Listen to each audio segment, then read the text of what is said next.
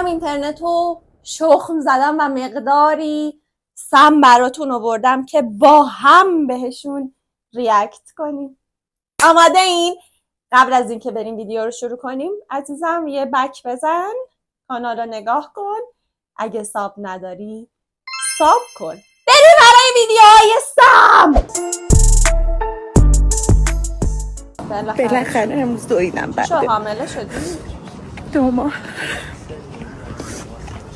الان چجوری هضم کنیم این اتفاق بزرگو؟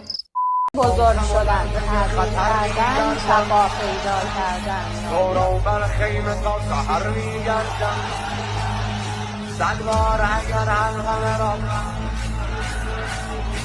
هر بار دوباره تکنم علم داو ترکان بزن قلب گردان یه لشکر هنوزان. چی شد که فکر کردی شفا گرفت؟ نفرین شدی عزیزم، نفرین شدی، کل کتگوری عوض شد. نصیحت چیز دیگه بودی. الان سفاره پدر بزرگ مشتری خوبمون آقای باقری از اصفهان به هوش مصنوعی داده. وای چیکار کردی با پدر بزرگ نیو تقدیم خانواده کرد؟ چیکار داری میکنی؟ فکر کنم برای استفاده تو تابستون داره. یخ زیاد.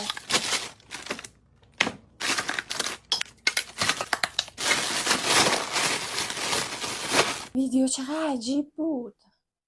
و چرا روش استفادهش رو عوض کردی؟ از لایف هک یه چیزی شنیدی؟ عالی.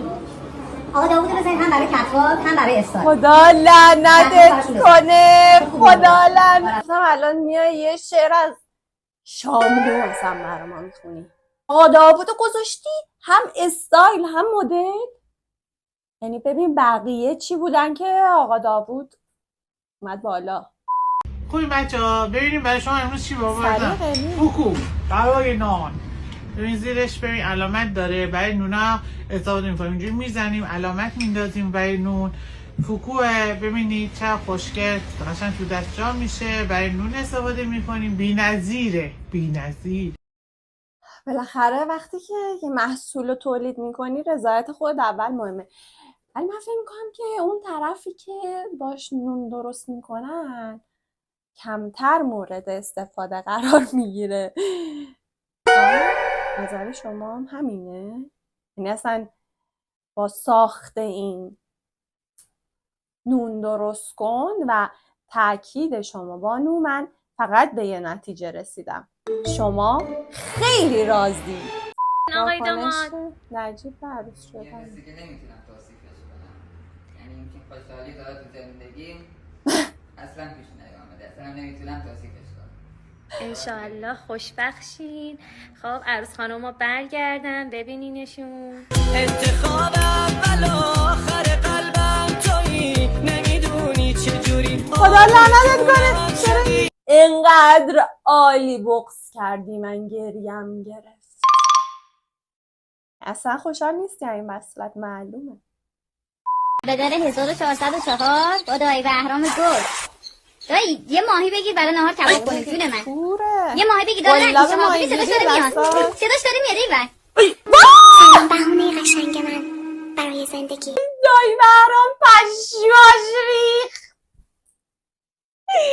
دایی بهرام چی گرفتی؟ نادرترین گونه ای که میتونستی توی اون آب کثیف بگیری همین تمساح بود برادر. دیگه من براش میبرم. تصویر که گویای همه چی هست. خودت میدونی هر کاری که دوست داری بکن. اسکوات بشینی و قدم برداری بیای به سمت جلو. 1 حرکت بعدیمون هم لباس ورزشی که تنته خیلی مناسب ورزش نیست. خیلی انتخابای بهترم داشتی. نظر شما سمترین ویدیو کدوم بود؟ برای ویدیو رو لایک کنید، برام کامنت بذارید، نظرتون خیلی برام مهمه تا من انرژی بگیرم برم براتون بازم ویدیوی سم پیدا کنم و بیارم و با هم ریاکت کنیم و حال کنیم دور هم. تا ویدیوی بعدی، بای بای.